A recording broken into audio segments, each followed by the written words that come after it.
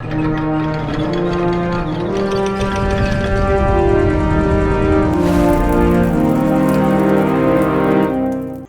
it's here. The first episode of the third season for House of the Dragon. Currently on rather rocky territory with the fandom from the shit stain of a second season we got, but can it rise from those ashes to surpass my low expectations and give us something adequate? Only time will tell, but this video is not a review, or not in its entirety, but more so pointing out changes and discrepancies from the books that I noticed while watching. Due to the nature of the books, I'm not going to cover every single change or addition the show makes, but more so the ones that conflict and contradict the original book and can be easily refuted. If you want to hear my opinion on the show itself and a more in-depth review, make sure to subscribe and keep your eyes out for those reviews. With that said, I'll stop wasting your time. Let's jump in. We start this episode with Rhaena Targaryen climbing and bonding with the dragon Sheepstealer, and fantastic! I am reminded that these dumbass writers thought it was a good idea to write Nettles off the show and replace her with this dumb bitch. Obviously, Rhaena never claimed Sheepstealer. It was Nettles, and Nettles did not bond with Sheepstealer in the Vale. It was on Dragonstone with all the other Dragonseeds.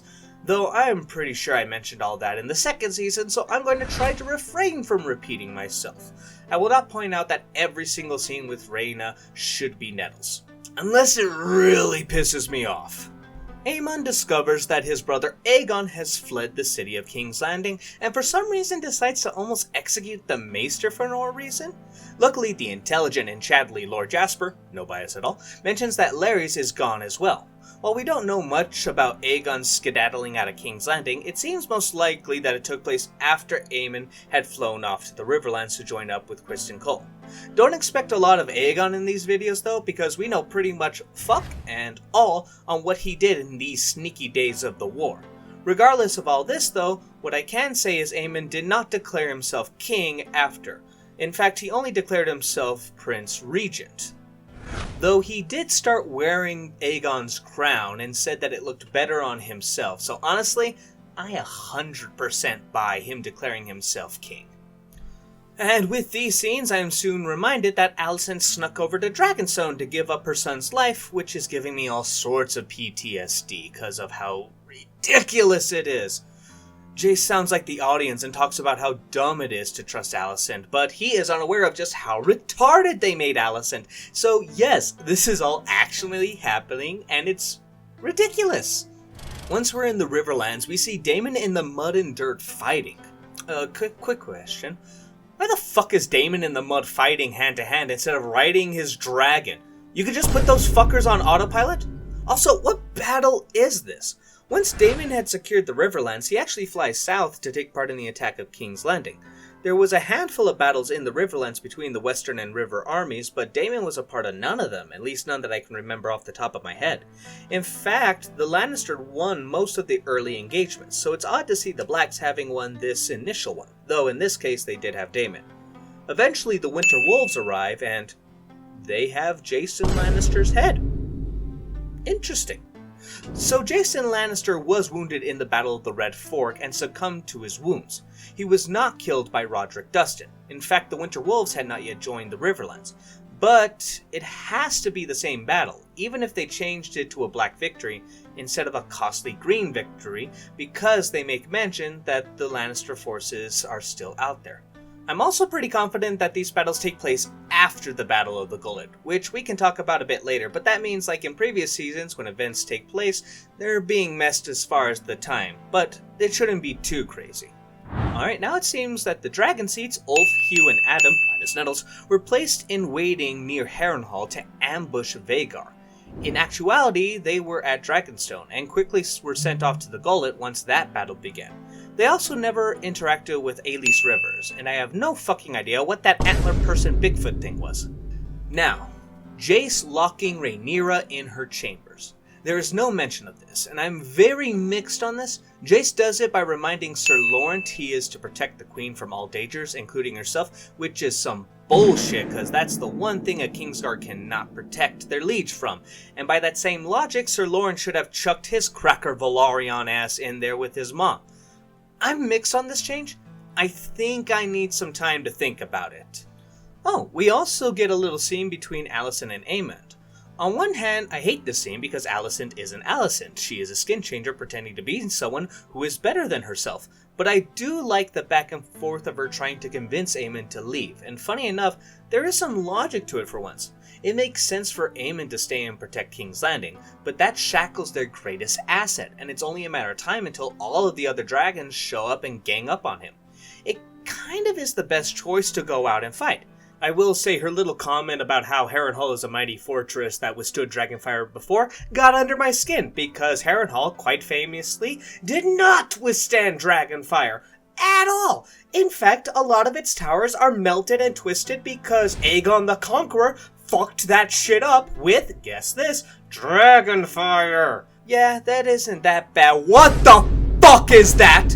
Why is he kissing her, and not a kinda weird peck on the lips that some families do? That is an incest kiss! God fucking damn it! I know the Targaryens are the incest family, but parent and child was never done. Siblings? Yes. Cousins? Everyone does that. Uncles, aunts with nieces and nephews? Yes. But parent and child? God fucking damn it, Condal. You and Hess, you pieces of fucking shit, pissing me off. Now, finally, the Battle of the Gullet. And I'll be honest, I think it might be the third best battle A Song of Ice and Fire has ever done. Granted, that is probably entirely because I know next to nothing in regards to battles at sea and how they did them, but there are a few things that should be mentioned. First, there was some prelude to this battle in the books. Jace had decided to send his half-brother Aegon and Viserys to be fostered at Pentos to be safe from this war. He put them on a ship called the Gay Bandit, which, as an older brother, I would put my brothers on a similarly named ship and tell them I'm abandoning them. This ship, on its way to Pentos, though, would run into the Triarchy and be attacked. Aegon the Younger escaped on his dragon to Dragonstone, but the beast that he rode was so injured it died not long after arriving. This is what gave the Black some warning on the attack, but not enough, as the Triarchy fleet surprised Corlys and beat the ever-loving piss out of his fleet. Said fleet in the show is also massively increased in numbers in this battle. In the books, the Triarchy fleet is about 90 ships. Here, well, they say it's over 350 ships. I'm actually going to praise this change. You see, the largest fleet in Westeros, not at the time, but the largest that we're aware of in general, is the Redwyne fleet, which has approximately 200 ships. So the Triarchy, which is roughly 3 regions by comparison, sending only 90 ships to this battle, always seemed kinda small to me. So it would make sense that they would have greater numbers than the Redwyne fleet.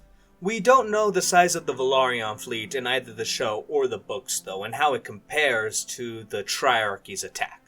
Speaking of the Velaryon fleet, let's actually talk about Corlys a little bit, because I gotta be honest, it's very unlikely that he physically took part in this battle, as at this point in the story he's supposed to be in his late 70s. Even Barristan the Old was in his early 60s, but who knows, maybe Corlys was just a genetic healthy freak like Dick Van Dyke and was able to take part in the battle, though even still, I doubt he would be as successful or as dominant as he's portrayed in the show.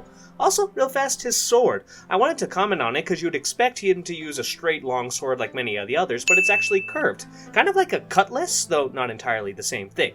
Not really a difference or discrepancy, just wanted to point it out. Now, once this battle kicks off, Jace was the first to arrive at the battle alone, but was soon followed by all the Dragonseeds.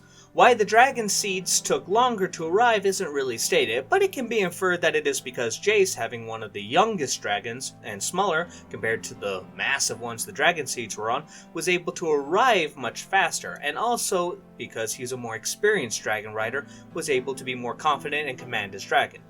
Baela did not partake in the battle, despite wanting to be here as her dragon was too young. Now, fun little thing I decided to look into.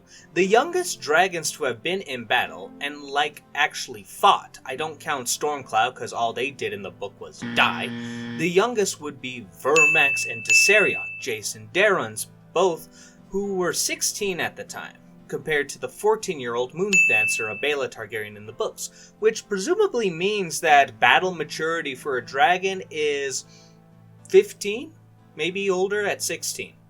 Oh, let's talk about Rhaena, though, because you all know how much I love her. Though, in all seriousness, I do like her arrival.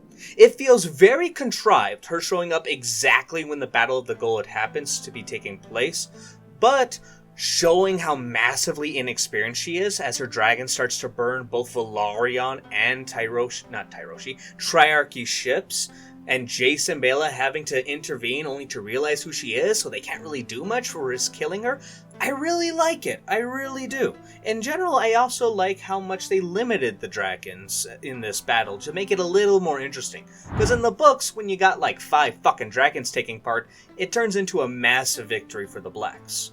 This change, in theory, should result in far more casualty and damage for the Blacks. And this is kinda nice because, well, so far the Blacks have been winning almost every single fucking battle.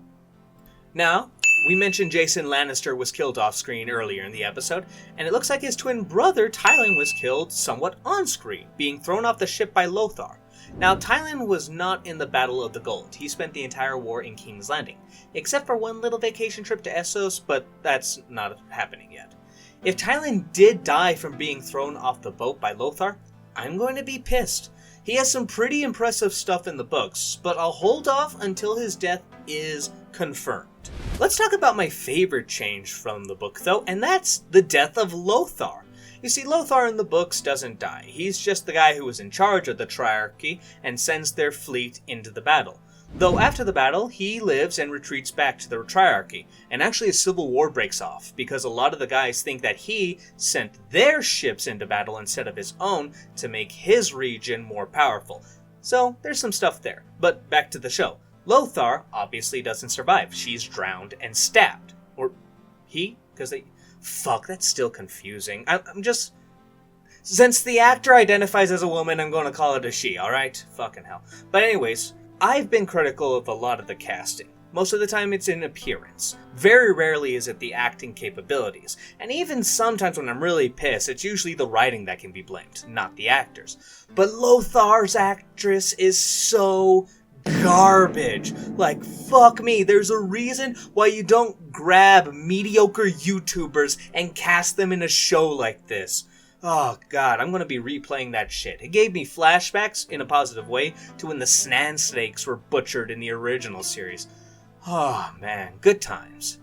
With that said, those are the big changes that caught my eye, and I have to say, overall, this episode? I think it was okay. The battle was a clear highlight, but I don't know how much credit I should give for the series being good at jangling keys in my face. Everything else I think was good enough, with plenty of what the fuck shit that's boggling my mind. The writers know they can say no to ideas, right? They don't have to let every single retard have their little idea put into the final draft.